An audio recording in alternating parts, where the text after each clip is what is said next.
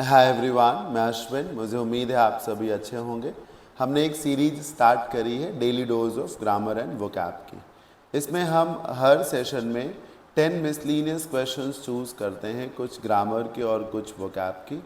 हमारा ये प्रयास रहता है कि जो भी क्वेश्चंस हम चूज़ करें वो अबव एवरेज लेवल के हों, स्टैंडर्ड लेवल के हों, ताकि एग्ज़ाम में जो अच्छे क्वेश्चंस कई बार आपसे मिस हो जाते हैं, आप नहीं उन्हें अटेम्प्ट कर पाते हैं, आप ज़रूर उन्हें अटेम्प्ट कर सकें। ये इस सीरीज़ का सेशन नंबर 8 है। आइए आज की क्लास को स्टार्ट करते हैं। जो 10 क्वेश्चंस हम अभी डिस्कस करेंगे, आप चाहें तो उन्हें पहले टेस्ट के फॉर्मेट में अटेम्प्ट भी कर सकते हैं। इसके लिए आप एप्लीकेशन पे जाएं, फिर वहां से डेली क्विजेस में जाएं, फिर daily dose of grammar and vocab इस सेगमेंट में जा कर के डोज 8 ये टेस्ट पेपर है उसे ओपन करें। आज के इस क्लास का पीडीएफ भी आप डाउनलोड कर सकते हैं। इसके लिए एक तरीका है कि आप हमारे टेलीग्राम चैनल को ज्वाइन करें, वहाँ पे पीडीएफ अवेलेबल होगा। दूसरा तरीका है कि आप एप्लीकेशन को ओपन करें, इस बार आप पीडीएफ नोट्स में जाएं और वहाँ पर जो daily dose of grammar and vocab के नाम से सेगमेंट है उस पर जा करके डोज 8 को आप डाउनलोड कर सकते हैं। आइए फाइनली क्लास को स्टार्ट कर देते हैं। पहला क्वेश्चन पढ़ते हैं। Democracy is all about accommodating divergent views and reach a consensus। इसको हटा देते हैं, तब जाके ये 4 पार्ट्स हो जाएंगे। ए ये हो गया, बी ये हो गया, ये सी हो गया और ये नो एरर का डी हो गया। लोकतंत्र का मतलब है कि भिन्न भिन्न विचारों को अकोमोडेट किया जाए। अकोमोडेट करने का मतलब है उन्हें शामिल किया जाए। एंड रीच अ कंसेंसस, और एक सहमति को, कंसेंसस का मतलब होता है एक जनरल अग्रीमेंट, और एक सहमति तक पहुंचा जाए, एक सहमति को डेवलप किया जाए।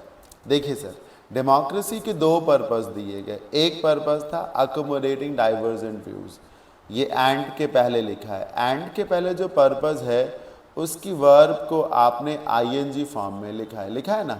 मैचिंग का रूल कहता है कि जब एंड के पहले आने वाली वर्ब आईएनजी फॉर्म में है, और ये आईएनजी फॉर्म में इसलिए है क्योंकि इसके पहले जो अबाउट है एक प्रेपोजिशन है। नियम के मुताबिक प्रेपोजिशन के बाद जब वर्ब आती है तो वह अपनी आईएनजी फॉर्म में रहती है। तो अबाउट एक प्रेपोजिशन है जिससे अकोमोडेट वर्ब आईएनजी फॉर्म में होगी। अब जब एंड के पहले की वर्ब आईएनजी फॉर्म में है तो एंड के बाद की वर्ब भी आईएनजी फॉर्म में होगी, यानी कि आपको रीच को क्या कर देना चाहिए, रीचिंग कर देना चाहिए। अगर आप दोनों को अलग अलग लिखें तो ऐसे लिखा जाएगा, democracy is all about accommodating divergent views, और दोबारा आएगा democracy is all about reaching a consensus. तो accommodating और रीचिंग, एंड के पहले की वर्ब आईएनजी फॉर्म में और एंड के बाद की वर्ब भी आईएनजी फॉर्म में, right. Moving on, second question पे आइए। The matter called up an explanation of his conduct. आप ऑप्शंस को देख के समझ सकते हैं कि ये पर्टिकुलर क्वेश्चन फ्रेजल वर्ब से है। देखिए, कॉल अप का मतलब होता है किसी को आवाज़ देना, बुलाना, है ना। बेसिकली किसी को आवाज़ देना जिसको कह सकते हैं। दूसरा, कॉल आउट, चीखना जिसको कह सकते हैं, तेज आवाज़ में बोलना, तेज आवाज में बोलना। जैसे किसी ने कहा हेल्प, शी क्राइड आउट या शी कॉल्ड आउट, ठीक, तेज आवाज में बोलना। कॉल इन, अंदर बुलाना हो सकता है। कॉल समबडी इन मतलब एंटर के लिए इस्तेमाल हो सकता है। लेट समबडी इन जिसको कह सकते हैं। कॉल फॉर का मतलब होता है ऐसा सीख करना, एक्सपेक्ट करना, डिमांड करना, मांगना जिसको कह सकते हैं, ज़रूरत समझना, मतलब किसी से कोई जवाब मांग लेना, जवाब तलब कर लेना, किसी से स्पष्टीकरण मांग लेना कि ऐसा क्यों हुआ, ऐसा कैसे हो गया। थोड़ा सा असहज से क्वेश्चंस पूछ लेना किसी से। जैसे कि एक एम्प्लॉई कई दिन लेट आता है तो एक दिन बॉस जो है उसे बुलाता है, ये कौन सा तमाशा है, रोज़ रोज़ क्यों लेट आते हो, क्या कारण है रोज़ लेट आने का, बताइए ज़रा। तो क्या है, the employer called the employ for explanation, उसने उससे जवाब मांग लिया, ठीक। तो जब जवाब मांग लिया जाए, एक्सपेक्ट किया जाए, डिमांड किया जाए, तो वहाँ कॉल फॉर आना चाहिए। इस सेंटेंस में यही तो कहा जा रहा है कि ये जो मामला है, इस मामले में उसके बर्ताव के एक्सप्लेनेशन की सख्त ज़रूरत है, उसको ज़रूर आना चाहिए। कॉल फॉर हो जाएगा। ऑप्शन नंबर सी सही आंसर होगा। Number 3, all English are known for their practical instincts. Practical instincts का मतलब होता है, इंस्टिंक्ट मतलब बिहेवियर, नेचर। कहा जा रहा है कि अंग्रेज़ों में ये खूबी होती है कि वो चीज़ों को थ्योरेटिकली नहीं, प्रैक्टिकली करके देखते हैं, मतलब उसे अप्लाई करके देखते हैं, एडवेंचर में यकीन रखते हैं। देखिए, इसमें आर्टिकल चैप्टर में एक रूल पढ़ाया जाता है कि जैसे इंग्लिश एक लैंग्वेज है, अब लैंग्वेज का संबंध कभी कभी लैंग्वेज से ही होता है और कभी कभी उस लैंग्वेज को बोलने वाले किसी एक व्यक्ति या तमाम व्यक्तियों से हो सकता है। भाषा कभी कभी व्यक्ति की पहचान बनती है। जैसे मैं कहूँ मुझे पंजाबी बोलनी आती है, तो यहाँ पे पंजाबी एक लैंग्वेज है, पर अगर मैं कहूँ मैं पंजाबी हूँ, तो यहाँ पर पंजाबी एक व्यक्ति हो गया। मेरी बात आप समझ रहे होंगे। मुझे पंजाबी आती है, ये एक लैंग्वेज है पंजाबी।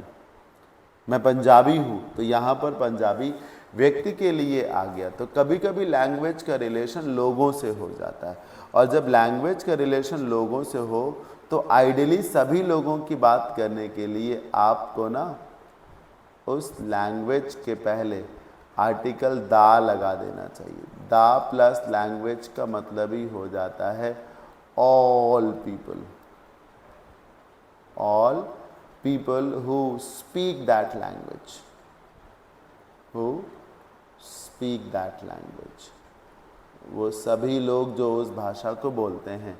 तो बेटर होगा to say the English are known for. All लिखने की कोई ज़रूरत नहीं है, आप इंग्लिश के आगे दी लगाइए, दी इंग्लिश हो जाएगा।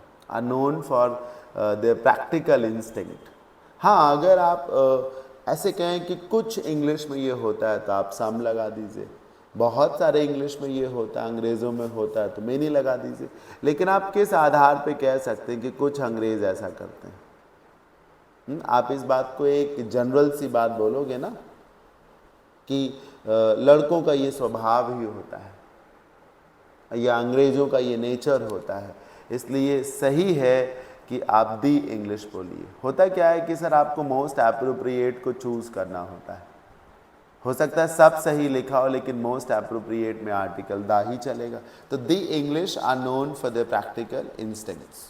Number 4, in humans lack of sleep. इंसानों में लैक ऑफ स्लीप मतलब जब नींद ना पूरी हो या पूरी नींद ना लें या आपको नींद ना आए, leads to fractured memory and reduced cognitive abilities. Cognitive abilities का मतलब होता है बौद्धिक क्षमता, ठीक। रिड्यूस्ड कॉग्निटिव एबिलिटीज़ का मतलब यही हुआ कि आपकी बौद्धिक क्षमता में कमी आ जाती है, राइट। आपकी बौद्धिक क्षमता में कमी आ जाती है। तो ये लिखा है इंसानों में ये जो लैक ऑफ स्लीप है, मतलब नींद ढंग से ना लेना, इसकी वजह से एक तो उनकी याददाश्त कमज़ोर हो जाती है, मेमोरी उनकी वीक हो जाती है, साथ ही साथ बौद्धिक क्षमता यानी कि फैसले लेने की जो क्षमता है वो भी कमज़ोर हो जाती है। सर जब किसी की याददाश्त कमज़ोर हो जाए तो या तो वीक मेमोरी बोलिए या तो इम्पेयर्ड मेमोरी बोलिए। किसी भी व्यक्ति में जो भी डिसऑर्डर है, चाहे वो शारीरिक हो या मानसिक हो, उसके लिए इम्पेयर्ड वर्ड को चूज़ किया गया है, बनाया गया है। आपको ना इम्पेयर्ड बोलना चाहिए। जैसे किसी को अगर ठीक से दिखता नहीं है तो उसे VI बोलते हैं, और फुल फॉर्म में विजुअली इम्पेयर्ड। अगर किसी को ठीक से सुनाई नहीं पड़ता तो उसे HI बोलते हैं, हियरिंग इम्पेयर्ड बोलते हैं। तो जहाँ पर चीज़ें कमज़ोर हो जाएं तो वहाँ पर व्यक्ति इम्पेयर्ड हो जाता है, राइट। तो इम्पेयर्ड मेमोरी होगा। फ्रैक्चर तो जैसे कि चोट लग गई तो बॉडी का कोई अंग में फ्रैक्चर हो गया तब चलेगा। और डिसफिगर का मतलब होता है, कहते हैं कि थोपड़ा बिगाड़ देना। तो डिसफिगर कर देने का मतलब होता है डिसअसेंबल कर देना, बिगाड़ देना जिसको कहा जा सकता है। जैसे कोई टॉय ही है, अब उस टॉय को सारे पार्ट्स अलग अलग कर दिए तो डिसफिगर कर दिए, या किसी को पीटा तो उसे डिसफिगर किया गया, मतलब सूरत बिगाड़ देना। डिसफिगर कर देना। या जैसे मान लो पैरालिसिस का अटैक हुआ तो शरीर के अंग टेढ़े मेढ़े हो गए, तो ये डिसफिगर हो सकता है। डिसमैंटल का मतलब होता है जैसे कोई स्टेज बनाया जाता है किसी प्रोग्राम के लिए, बाद में जब उसी स्टेज को उखाड़ा जाता है, बाद में जब उसी स्टेज को उखाड़ा जाता है तो फिर उसे डिसमैंटल किया जाता है। समझ रहे हैं आप? जब उसी स्टेज को, जैसे कि फंक्शन है किसी के घर में, टेंट लगा, फंक्शन ओवर हो गया, अब उसी टेंट को हटाया जाएगा, तो ये डिसमैंटल किया जाता है। और इम्पेयर्ड आप जान ही रहे हैं, ठीक? तो इम्पेयर्ड मेमोरी हो जाएगी। ये वर्ड्स हैं सर, याद रखिएगा सर, भूल जाएंगे तो फिर नुकसान होगा आपका। Number 5, acid attacks on women, महिलाओं पर ये जो एसिड अटैक्स होते रहते हैं, are one of the severest forms of, मतलब सबसे कठोर सबसे खराब फॉर्म्स में से आता है किस चीज़ के? पेट्रियार्कल डोमिनेंट के। ध्यान से देखिए, लिखा है कि महिलाओं पर जो एसिड अटैक्स होते हैं, ये जो हमले हैं, ये जो तरीके हैं, जो पुरुषवादी विचारधारा है, जो पुरुषवादी सत्ता है, उसका सबसे घिनौने चेहरों में से एक है। अब एरर यहाँ पर है, पेट्रियार्कल एक एडजेक्टिव है, डोमिनेंट भी एक एडजेक्टिव है सर। एक एडजेक्टिव की तारीफ एक एडजेक्टिव क्यों करेगा, या एक एडजेक्टिव एडजेक्टिव की तारीफ क्यों करेगा? नहीं समझ रहे? जैसे आपने कहा इंटेलिजेंट और फिर बॉयिश लिख दिया। सर इंटेलिजेंट एक एडजेक्टिव है, बॉयिश भी एडजेक्टिव है, ये कौन सा कॉम्बिनेशन है? अरे लिखिए इंटेलिजेंट बॉय। समझ रहे हैं ना? तो डोमिनेंट जो व्यक्ति जो नेचर से डोमिनेंट होता है, जिसको आप हिंदी में पता नहीं क्या कहते हैं, जो बहुत प्रबल होता हो, और इसका नाउन फॉर्म हो जाएगा सर डोमिनेंस। कुछ नहीं करना, टी की जगह सी लगा दीजिए। तो पेट्रियार्कल डोमिनेंस मतलब पुरुषवादी प्रबलता का हिस्सा है सर, है ना, पुरुषवादी ताकत का हिस्सा है। और डोमिनेंट तो ताकतवर को कहेंगे, तो पुरुषवादी सत्ता का हिस्सा है। तो पेट्रियार्कल डोमिनेंस हो जाएगा। नाउन लगाइए एडजेक्टिव की तारीफ, एडजेक्टिव जिसकी तारीफ करेगा वो नाउन होना चाहिए। आगे बढ़ते हैं, नंबर 6 पे आइए। द रीसेंट डिस्कवरीज, ये अच्छा क्वेश्चन है, ये अभी एक एग्जाम में पूछा गया सेंटेंस है। द रीसेंट डिस्कवरीज, हाल फिलहाल में जो चीज़ें हाथ लगी हैं, जो खोज हुई हैं, जो बातें पता चली हैं, have reason hopes about possible applications. ये सेंटेंस मीनिंग से कोई बहुत खास नहीं है। हैव रिजन होप्स के बाद अबाउट पॉसिबल एप्लीकेशन जब लिखा है तो लगता है कुछ इनकम्प्लीट है, कि किन चीज़ों के पॉसिबल एप्लीकेशंस, ये नहीं लिखा है। लेकिन फिर भी एरर इतने में ही पूछी गई थी तो मैंने भी इतना ही दिया, पेपर का क्वेश्चन है ये। रीजन की जगह आपको ये जो रीजन है ये राइज का फॉर्म है, राइज का सेकेंड फॉर्म रोज होता है और थर्ड फॉर्म रीजन होता है, इसे राइजन ना बोलिएगा। और एक दूसरी वर्ब होती है रेज, जिसका सेकेंड फॉर्म रेज्ड होता है और थर्ड फॉर्म भी रेज्ड होता है। तो आपको राइज का थर्ड फॉर्म नहीं सर, रेज का थर्ड फॉर्म लगाना चाहिए और यहाँ रेज्ड करना चाहिए। तमाम तरीके हैं चीज़ इन बातों को समझने के। एक तो रेज ट्रांजिटिव वर्ब है, ट्रांजिटिव वर्ब होने के नाते उसके बाद ऑब्जेक्ट रहता है। ये जो रेज्ड के बाद ये जो होप्स है ना, होप्स, ये ऑब्जेक्ट है। तो रेज ट्रांजिटिव वर्ब है, राइज नहीं। रेज ट्रांजिटिव वर्ब है, उसके बाद ऑब्जेक्ट भी रहता है जब वो एक्टिव वॉइस में हो। तो रेज के बगल में होप्स लिखा है जो कि ऑब्जेक्ट है, तो इस वजह से भी हम रेज लगाएंगे। दूसरा तरीका, राइज मतलब होता है बढ़ना, स्वाभाविक प्रक्रिया है, उगना, उदित होना। रेज मतलब होता है सर बढ़ाना, ठीक, बढ़ाना। रेज का एक मीनिंग पालना भी होता है, रेज का एक मीनिंग मांग उठाना भी होता है। किसी भी काम को करना उसे रेज करना कहा जाता है। तो ये जो डिस्कवरीज है इन्होंने क्या किया है, उम्मीदों को बढ़ावा दिया है, इन्होंने उम्मीदें बढ़ाई हैं। ये तो नहीं बोलोगे कि इन डिस्कवरीज ने, इन खोजों ने उम्मीद बढ़ी है, नहीं, इन डिस्कवरीज ने हमारी उम्मीदों को बल दिया है, उन्हें बढ़ाया है, एक तरीके से उन्हें रेज किया है। सूरज अपने आप उगता है, इसीलिए the sun rises in the east होता है। कोई भी चीज़ जो अपने आप हो रही, बढ़ रही हो, बढ़ाई ना जा रही हो, ठीक, इससे बढ़ावा मिला है, तो बढ़नी की चीज़ें बढ़ाया गया है उनको, तो बढ़ाने के लिए रेज की फॉर्म्स का इस्तेमाल करिए। मैं तो चाहता हूँ कि बहुत ही सेफ गेम खेलिए कि रेज ट्रांजिटिव वर्ब है, इसके साथ ऑब्जेक्ट का होना ज़रूरी है, और ऑब्जेक्ट दिया है तो राइज की कोई भी फॉर्म नहीं आएगी, रेज ही लगाया जाएगा। नंबर 7, बहुत बढ़िया क्वेश्चन है सर, बहुत ही बढ़िया। He congratulated his friend for the latter's success. Latter का मतलब होता है जैसे एक तरफ ही है, एक तरफ उसका दोस्त है, तो दोस्त की सफलता, फॉर हिज सक्सेस। लेटर मतलब जो सीक्वेंस में बाद में हो, तो पहले जिसका जिक्र हुआ फिर दोबारा जिसका जिक्र हुआ, उसकी बात लेटर करता है। तो उसने अपने दोस्त को कंग्रेचुलेट किया, क्यों? क्योंकि वो सफल हुआ था, इसलिए। So he congratulated his friend for the latter success, against the latter success, to the latter success और ऑन द लेटर्स सक्सेस। सबसे ज़्यादा वोट मिलेंगे इस फॉर को, और फिर इस वोट मिलेंगे इस ऑन को। समझदारी बात मैं बता रहा हूँ। सबसे ज़्यादा लोग चूज़ करेंगे फॉर को, फिर दूसरा सबसे ज़्यादा चूज ऑप्शन होगा वो हो जाएगा ऑन, और करेक्ट है सर ऑन, फॉर नहीं है सर। देखो सर, एक वर्ड होता है गुड लक या all the best. Good luck या ऑल द बेस्ट कब बोला जाता है? जब कोई व्यक्ति परीक्षा में हिस्सा लेने जा रहा हो, जंग लड़ने जा रहा हो। All the best for your exams. तो जब आप कुछ करने जा रहे हैं तो वहां गुड लक है, और जब आप कुछ कर चुके हैं, कुछ हासिल हो चुका है आपको, तो वहां कंग्रेचुलेशंस है। सर शुभकामनाएं दी जाती हैं परीक्षा के लिए, ठीक है? आने वाली परीक्षा के लिए मेरी तरफ से आपको बहुत बहुत शुभकामनाएं। तो ये all the best, good wishes, good luck for your exams हो जाता है। और बधाई दी जाती जब आपको नौकरी मिल जाती है, तो अधिकारी बनने पर बधाई मिलती, बनने के लिए बधाई नहीं मिलती सर। नौकरी पाने पर बधाई मिलती है, नौकरी पाने के लिए विशेष दी जाती है कि आपको नौकरी मिल जाए, इसके लिए विशेष दी जाती हैं। और नौकरी जब मिल जाती है तो नौकरी पाने पर बधाइयाँ मिलती, पाने के लिए नहीं, आपने जो हासिल किया है उस पर आपको बधाइयाँ मिलती हैं। सफल होने पर बधाई, बाप बनने पर मेरी तरफ से आपको बहुत बहुत बधाई, ठीक है? हाँ, वो लोग बोलते हैं ना कि सर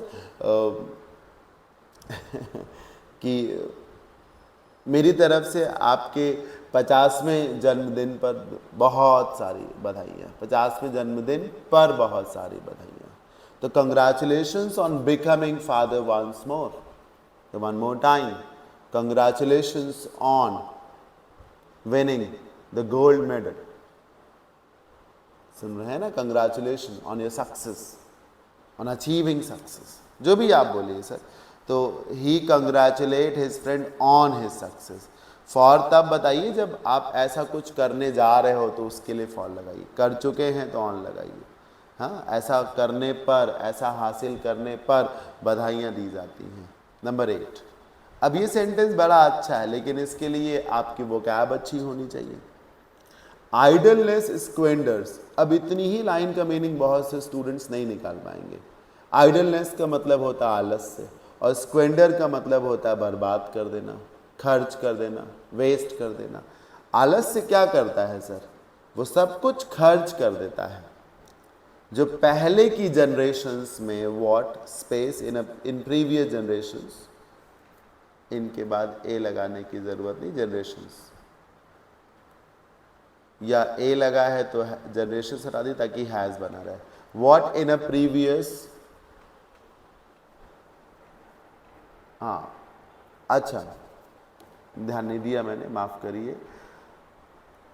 ए को हटाइए, जनरेशन से रहने दीजिए, चलेगा, या कुछ भी एक काम कर लीजिए। बाकी समझिए सेंटेंस को कि जो आलस्य है वो सब बर्बाद कर देता है। किस चीज़ को? पिछली पीढ़ी में जो कुछ भी इसकी वजह से जीता गया होता है, पिछली पीढ़ी में जो कुछ भी आप हासिल करते हैं, और हासिल क्या करते हैं, या पिछली पीढ़ियाँ जो भी हासिल करती हैं, हासिल क्या करती हैं? सफलता हासिल करती हैं। किसके दम पर सफलता हासिल करती है? आलस्य के दम पर या मेहनत के दम पर? मेहनत के दम पर ना। यही लिखा है कि जो आलस्य है या सुस्ती है वो सब कुछ बर्बाद कर देती है। पिछले जन्म में या पिछली पीढ़ियों ने जो मेहनत के दम पे सब कुछ इकट्ठा किया था। अब देखिए, मेहनत को हम अंग्रेजी में इंडस्ट्री बोलते हैं। लेजीनेस तो कुछ भी जीतेगा ही नहीं। ये जो हैज़ वन है, यहाँ बैठने वाले वर्ब की वर्ब है। हैज़ वन जो वर्ब है, इसकी वर्ब है जो यहाँ बैठेगा। अब समझो, लेजीनेस से क्या जीते हो? भाग्य से जीतते होंगे, लेकिन उसकी बात नहीं करते। इंडस्ट्री का मतलब होता है हार्ड वर्क, लेबर।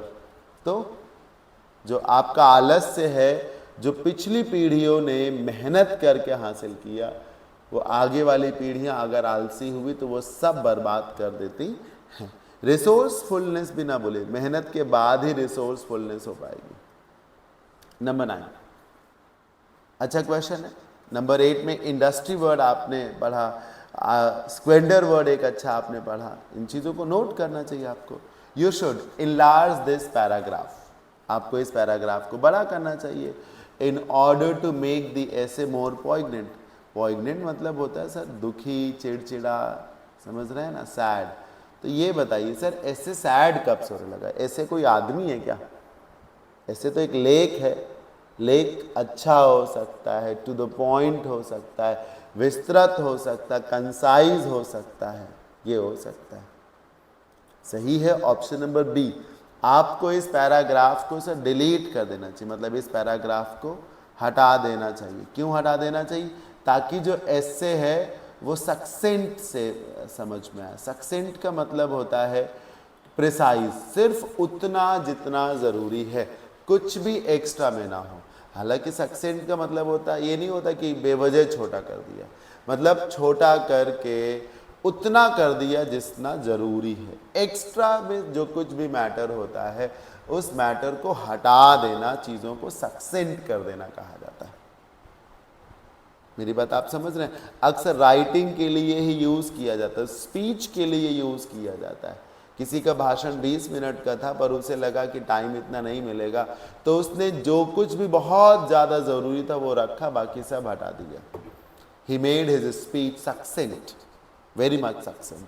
ये जो वर्ड सक्सेंट है, इसे मैंने वर्ड ऑफ द डे के एक सेशन में पढ़ा भी रखा है। वर्ड ऑफ द डे के 100 से भी ज़्यादा वीडियोस जो हैं यूट्यूब चैनल पे पड़े हैं, आप देख सकते हैं। एक्सपेंसिव ना करिए, बढ़ाना नहीं है आपको। एक्सपंज का मतलब होता है किसी के बयान को काट देना, और विटी होशियार को कहते हैं। होशियार कोई व्यक्ति हो सकता है सर, कोई पैराग्राफ नहीं हो सकता। लेख जो होगा वो टू द पॉइंट हो जाएगा ना, जितना होना चाहिए वो। तो आपको इस पैराग्राफ को डिलीट कर देना चाहिए, ताकि इससे आपका जो है ज़्यादा जेन्युइन, ज़्यादा सही समझ में आए। ऑप्शन नंबर बी होगा। लास्ट क्वेश्चन पे आइए। ये क्वेश्चन भी पेपर में आया हुआ है, हाल फिलहाल के ही किसी एग्जाम में। इसमें जो रेज वर्ड है, इसका मतलब होता है गुस्सा। रेज, गुस्सा बहुत ज़्यादा हो, मन के भीतर रुक ना रहा हो, तो वो आउटरेज हो सकता है। इसी आउटरेज से आउटरेजियस भी बन जाता है, बहुत ज़्यादा। हाँ, इसी से इनरेज बन जाता है, किसी को गुस्सा दिलाना। इसी से ही इनरेज्ड बन जाता है अगर आप गुस्से में हो तब। बाकी एरर ये है कि फ्रेज है सर, इन अ फिट, ये पूरा फ्रेज है। अगर बढ़ाना चाहते हैं तो इन अ फिट ऑफ रेज हो जाएगा। इन अ फिट एक फ्रेज आप गूगल कर सकते हैं क्लास के बाद। इन अ फिट का मतलब ही होता है टू बी इन एंगर, गुस्से में होना। मारे गुस्से के या बहुत अधिक गुस्से में होने के चलते उस बॉक्सर ने रेफरी को ही मुक्का मार दिया, वो भी उसके चेहरे पर। ये भी पूछ सकते हैं, the boxer hit the referee on his face की जगह एट हिज फेस लगा दें, टू हिज फेस लगा दे, और बिसाइड हिज फेस लगा दे, अगेंस्ट हिज फेस लगा दे। तो अगर आप किसी के चेहरे पे घूंसा मार रहे हैं, पीठ पे घूंसा मार रहे हैं, तो ऑन ही लगाइए, ऑन हिज फेस लगाइए। तो फ्रेज क्या है? इन अ फिट, गुस्से में होना इसका मीनिंग है। इस तरीके से आज की क्लास ओवर हो जाती है। सेशन को ओवर करने से पहले मैं बताऊं कि अगर आपने English grammar, vocab and comprehension सब पढ़ रखा और आपको प्रैक्टिस करनी है अच्छे अच्छे क्वेश्चंस की, जैसे अभी मैंने आपको 10 अच्छे क्वेश्चंस दिखाए, ऐसे ही बहुत सारे अच्छे अच्छे क्वेश्चंस की प्रैक्टिस करनी है, तो मेरा एक ऑनलाइन ST बैच है, जिसे मैंने ST बैच 1.0 का नाम दिया है। इसमें 100 मॉक्स हैं, हर मॉक जो है 50 क्वेश्चंस का है, जिसमें ग्रामर, वोकैब कॉम्प्रिहेंशन के बहुत ही स्टैंडर्ड क्वेश्चंस मैंने रखे हैं।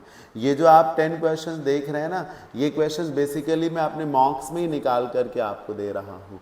तो आप सोचिए कि जब ये क्वेश्चंस इतने अच्छे हैं तो मॉक्स में क्वेश्चंस कितने ज़्यादा अच्छे होंगे, राइट। तो ये 100 मॉक्स विद डिस्कशन का बैच है। इसकी फी जस्ट 999 है। 50 क्वेश्चंस का हर एक मॉक है।